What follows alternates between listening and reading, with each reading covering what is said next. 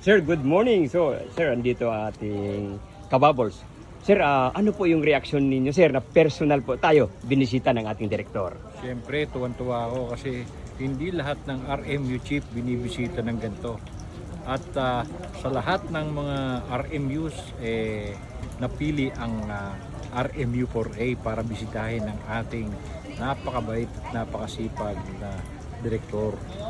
Yun. So, sir, paano po, sir, makakatulong sa atin sa RMU 4A maging high moral ang personnel ng 4A sa pagbibisita ng ating direktor? Unang-una yung moral. Ang taas ng moral namin ngayon, lalong-lalo na sa mga mensaheng binigay niya sa atin.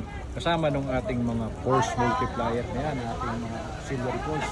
High moral yan, ibig sabihin, yung sense of volunteerism nila lalong tumataas upang tumulong sa ating kapulisan at magsilbi sa bayan. Yon. So, sir, in 2 words, paano natin ilalarawan si direktor? Matikas, makising, isa pa, Yes, sir, isa pa. pogi. Yeah. So, sir, ating tagline, PNP Maritime Group, Baylan NC. We overcome. Thank you very much, sir.